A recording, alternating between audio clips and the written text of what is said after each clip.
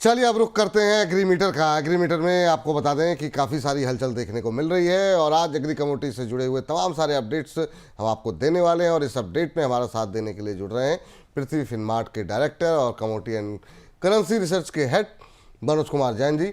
Manoj sir, बहुत बहुत नमस्कार, आपका बहुत बहुत स्वागत आपका इस कार्यक्रम में। नमस्कार विपुल जी, और आपको और पूरी बोनस टीम को बहुत बहुत बधाई। इतने कम समय में 1 लाख सब्सक्राइबर का जो माइलस्टोन आपने अचीव किया है, और आशा करते हैं कि आप यहाँ पे सारे व्यूवर्स की उम्मीदों पर खरा उतरेंगे और आपके व्यूवर्स जो हैं यहाँ लगातार बढ़ें और आप अच्छी जो जानकारी है लोगों के लिए लेकर के आए, ऐसी हम उम्मीद रखते हैं। Thank you Manoj sir. और ये पॉसिबल बिल्कुल नहीं होता अगर आप जैसे जो एक्सपर्ट हैं उनका साथ ना होता। तो आपकी इतनी अच्छी रिसर्च, आपकी एडवाइस वो हमारे दर्शकों को पसंद आ रही है। उनका पोर्टफोलियो जो है और बेहतर हो, आपकी एडवाइस ऐसे ही हम लोगों के साथ बनी रहे, हमारे दर्शकों का आप मार्गदर्शन करते रहें। तो निश्चित रूप से एक छोटा पड़ाव हमने छुआ है। उम्मीद करते हैं आपके साथ और तमाम अपने एक्सपर्ट्स के साथ हम आगे काफ़ी लंबा रास्ता चलना है और दर्शकों का प्यार ऐसे ही हमारे साथ अगर बना रहे तो उनके विश्वास पर खरा उतरने की जो एक चुनौती है हम उसे पूरा करने की कोशिश करेंगे। थैंक यू सर आपका अपने सपोर्ट के लिए। अब आपसे सर पहला सवाल ये रहेगा कि अप्रैल के महीने में देश के अंदर हमने देखा खाद्य तेल का जो स्टॉक है वो 3 साल के लोअर लेवल पे पहुंच चुका है। ऐसे में सर आने वाले समय में आप एडिबल ऑयल की कीमतों को लेकर के क्या कुछ आपका आउटलुक है, क्या कुछ आपकी राय है, कैसे देख रहे हैं सर आप? बिल्कुल, यहाँ पे खाने के तेलों में जो इंपोर्ट में गिरावट आई है उसके पीछे मुख्य वजह यह है कि हम देख रहे हैं कि जो पाम की जो कीमतें हैं इंटरनेशनल मार्केट में वो लगातार ऊपरी स्तरों पर बनी हुई थी, और अभी तक हम पाम का यहाँ बड़ी मात्रा में इंपोर्ट कर रहे थे, तो पाम के इंपोर्ट में बड़ा गिरावट जो है वो देखने को मिला है। उसी के चलते हम देख रहे हैं कि यहाँ पे इंपोर्ट में भी गिरावट है। दूसरा, यहाँ पे जो घरेलू ऑयल सीड्स का जो उत्पादन है पिछले 2 वर्षों से वो लगातार बेहतर है, चाहे वो मस्टर्ड हो, सोयाबीन हो या और भी जो ऑयल सीड्स हो, ग्राउंडनट वगैरह। तो उसके चलते भी यहाँ पे इंपोर्ट में थोड़ी गिरावट जो है वो देखने को मिली थी। दूसरा, यहाँ पे जो टैरिफ को लेकर के अनसर्टेनिटीज जो बनी हुई है उसके चलते भी यहाँ पे थोड़े जो इंपोर्ट्स है वो प्रभावित होते हुए नजर आए हैं। लेकिन हमारा मानना है कि यहाँ पे अब इंटरनेशनल मार्केट में कीमतें थोड़ी कूल ऑफ होती हुई नजर आई है, तो आने वाले समय में यहाँ पे इंपोर्ट्स में थोड़ी बढ़ोतरी देखने को मिल सकती है।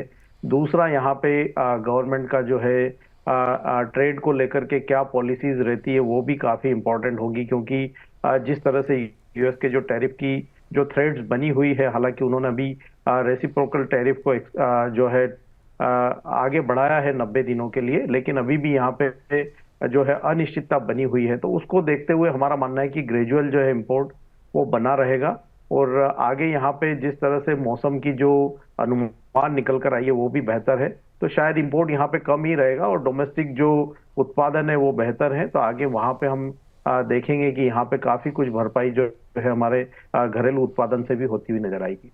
जी सर, अमेरिका का जो कृषि विभाग यानी कि जो यूएसडीए है, उनके प्रमुख ने उत्पादक देशों में पाम ऑयल उत्पादन घटने का भी अनुमान लगाया है। भारत में भी अगर हम देखें तो मार्च तक का जो डेटा है वो ऐसा दिखाई दे रहा है कि उत्पादन में थोड़ी सी कमी देखने को मिल सकती है। इन सब के बीच में आप कैसे देख रहे हैं सर आउटलुक को? देखिए, यहाँ पे हम देख रहे हैं कि चाइना जो है वो बड़ा इंपोर्टर है, और जिस तरह से यूएस और चाइना के बीच में तनाव चल रहा है, तो उसको देखते हुए निश्चित रूप से जो यूएस के जो एक्सपोर्ट से चाइना को वो घटेंगे आने वाले समय में, और उसी का असर हम देख रहे हैं कि जो सीबीओटी सोयाबीन ऑयल का वायदा है वो 48.5 सेंट तक पहुंच गया था, लेकिन यहाँ पे टैरिफ की अनसर्टेनिटी के चलते हम देख रहे हैं कि कीमतें फिर एक बार 47 सेंट के नीचे जो है फिसलती हुई नजर आई है।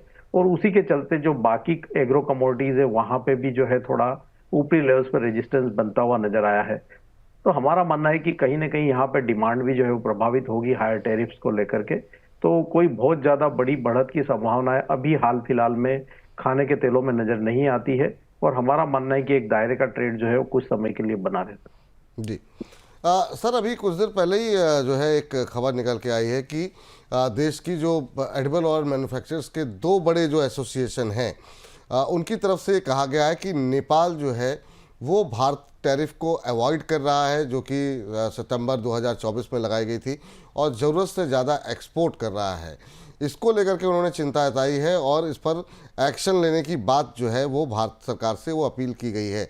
ये और कहा यह गया है कि जो अर्जेंटीना और बाकी देशों से जो बेसिक कमोडिटीज़ जो इंपोर्ट की जाती है वो पहले नेपाल आती है, तो वहाँ से ज़रूरत से ज़्यादा एक्सपोर्ट हो रही है। आप की नज़र इस खबर पर पड़ी और कैसे देख रहे हैं आप इसे? बिल्कुल विपुल जी, पहले भी हमने देखा है कि पिछले भी कुछ वर्षों में नेपाल के थ्रू जो है काफी कुछ जो है इंडिया में डंपिंग की गई थी और भारत सरकार ने उसके ऊपर जो है संज्ञान भी लिया था और अभी फिर से ये चीजें जो है होती हुई दिख रही है। तो निश्चित रूप से सरकार की इन सब चीजों के ऊपर नजर होगी और हमारा मानना है कि निश्चित रूप से यहाँ एसोसिएशन की तरफ से जो लगातार जो रिप्रेजेंटेशन किया जा रहा है भारत सरकार के साथ, तो निश्चित रूप से कॉमर्स इंडस्ट्री इसको अपने संज्ञान में लेगी और उचित कदम जो है आने वाले समय में यहाँ पे उठाते हुए नजर आएगी। जी, अभी सर अगर खाली पाम ऑयल की बात करें तो शॉर्ट टर्म में किस तरीके का आउटलुक आप देख रहे हैं? आगे क्या तेजी रहेगी या फिर थोड़ी सी यहाँ से अब मंदी देखने को मिल सकती है? पाम ऑयल का आउटलुक कैसे देख रहे हैं आप? पाम में हमारा मानना है कि दायरे का ही ट्रेड रहेगा, क्योंकि हम देख रहे हैं कि कच्चे तेल की कीमतें यहाँ पे काफी कुछ कूल ऑफ होती हुई नजर आई है। तो जो बायोफ्यूल में जो पाम का जो परसेंटेज होता है वो यहाँ पे थोड़ा गिर सकता है, क्योंकि कच्चा तेल यहाँ पे सस्ता होता हुआ नजर आया है। तो एक दायरे का ट्रेड बना रह सकता है। मेनली अभी हम जैसे सीबीओटी सोयाबीन ऑयल को ट्रेड कर रहे हैं, तो हमारा मानना है कि उसकी जो रेंज है वो 46.50 सेंट से 49.60 सेंट जो है वो रह सकती है शॉर्ट टर्म में अगले 2 से 3 महीनों के लिए। ठीक सर, चलिए, तो ये तो बात रही एडिबल ऑयल को लेकर के, पाम ऑयल को लेकर के। अब थोड़ा सा आगे बढ़ते हैं और ज़रा बात कर लेते हैं हल्दी की। सर, हल्दी में लगातार हम देख रहे हैं कि मजबूती देखने को मिल रही है। क्या अभी भी हल्दी में ये मजबूती कंटिन्यू होती हुई दिखाई दे रही है आपको, या फिर अब थोड़ी सी प्रॉफिट बुकिंग हावी हो सकती है? शॉर्ट टर्म में आउटलुक कैसे देख रहे हैं आप? हाँ बिल्कुल, यहाँ पे निश्चित रूप से हमने 11,000 से लगभग 15,500 तक की कीमतें आते हुए देखी थी और डिमांड यहाँ पे बेहतर बनी हुई है और उसी के चलते हम देख रहे हैं कि कीमतें जो है ऊपरी स्तरों पर बनी हुई है। 15,500 एक रेजिस्टेंस है हल्दी के लिए। तो हमारा मानना है कि शॉर्ट टर्म में जो रेंज है वो 14,400 से 15,500 की रह सकती है। अभी कोई गिरावट के लिए ऐसा फ्रेश ट्रिगर है नहीं, इसलिए बाय ऑन डिप्स की ही रणनीति रखना चाहिए। 14,740 एक अप्रोप्रिएट लेवल होगा, वहां पे बाय किया जा सकता है हल्दी में 14,400 के स्टॉप लॉस से। लेकिन 15,500 एक स्टीप रेजिस्टेंस है, तो वहां पे मुनाफा वसूली की सलाह रहेगी। ठीक सर, तो ये तो बात रही हल्दी की। लेकिन सर, हल्दी में जो मजबूती है, हल्दी में जो चमक है, उस चमक को पार कर रहा है सोना। सोने में क्या हो गया? मतलब आज जो है ज़बरदस्त घरेलू और विदेशी बाजार दोनों में रिकॉर्ड हाई जो है सोने पे बनता हुआ दिखाई दे रहा है। 94,000 का लेवल जो है क्रॉस हो चुका है। अब क्या मान के चलें कि बहुत जल्द 1 लाख के भी नंबर्स देखने को मिल सकते हैं? आप कैसे देख रहे हैं सर गोल्ड के अंदर ये जो रिकॉर्ड तेज़ी लगातार देखने को मिल रही है? बिल्कुल, यहाँ पे सोने में जो बढ़त के पीछे मुख्य रूप से जो अनिश्चितता बनी हुई है, विपुल जी पहले भी कई बार आपके साथ डिस्कस किया है सोने को हमने आपके चैनल्स पर। और हमारा मानना है कि जिस तरह की अनिश्चितता है और स्पेशली यहाँ पे चाइना का जो यूएस ट्रेजरी को सेल करने का जो एक बड़ा थ्रेट है, उसके चलते हम देख रहे हैं कि डॉलर इंडेक्स में लगातार गिरावट देखने को मिल रही है और ग्लोबल सेंट्रल बैंक्स के साथ जो जो ग्लोबल जो बड़े निवेशक हैं उनकी होल्डिंग लगातार यहाँ पे सेफ हेवन असेट के तौर पर सोने में बढ़ रही है। दूसरा, ईटीएफ में भी हम देख रहे हैं कि निवेश जो है लगातार बढ़ रहा है, ना सिर्फ भारत में बाकी ग्लोबली ईटीएफ का जो निवेश है वो बढ़ता हुआ नजर आ रहा है। $3,300 के स्तर को सोने ने आज पार किया है। $3,200 एक रेजिस्टेंस बना हुआ था। $3,200 के स्तर क्रॉस करने के बाद सोना एक नए टेरिटरी में जो है एंटर हो गया है। तो जो नया वेव काउंट एनालिसिस है उसके हिसाब से विपुल जी हमारा मानना है कि सोना अब यहाँ पे अगले 4 से 5 सालों में $4,890 तक के जो स्तर है वो टेस्ट कर सकता है। उस लिहाज से भारतीय बाजारों में 1,40,000 से 1,50,000 तक के स्तर सोना 2030 तक दिखा सकता है। तो सोना यहाँ पे सेफ निवेश के तौर पे यहाँ पे अपनी चमक जो है वो बरकरार रखेगा। निवेशकों को यहाँ साफ तौर पर सलाह है कि शॉर्ट सेल से सोने में बचना चाहिए और कोई भी डिप आता है तो वो एसआईपी के तौर पे इसमें निवेश करते रहें। लंबी अवधि में सोना हमेशा बेहतर रिटर्न देता रहेगा। लंबी अवधि में बेहतर रिटर्न देगा, पर शॉर्ट टर्म के ट्रेडर क्या करें सर? क्या वो अभी भी मतलब बने रहें, या फिर एक बार के लिए अब इतनी रैली आ गई, एक दिन में हज़ार रुपए भाग रहे हैं, तो क्या थोड़ी सी प्रॉफिट बुक करनी चाहिए सर? क्या सलाह रहेगी? ट्रेडर्स को बिल्कुल लॉन्ग की पोजीशन में मुनाफा वसूली करते रहना चाहिए। कोई भी डीप आए तो वहां पे फिर बाय कर ले। शॉर्ट सेल यहाँ पे बिल्कुल स्ट्रिक्टली यहाँ पे मनाही है। शॉर्ट सेल से बचे, क्योंकि काफी सारे स्टेटमेंट जो है लगातार आ रहे हैं और जिस तरह का कॉन्फ्लिक्ट है तो वो सोने को यहाँ पे फ्यूल दे रहा है लगातार। शॉर्ट सेल ना करें, कोई भी डिप आए तो उसको स्टॉप लॉस के साथ बाय करते रहें। ऊपर के लेवल पे मुनाफा वसूली भी करते रहें ताकि आपका एवरेज जो है नीचे बना रहे।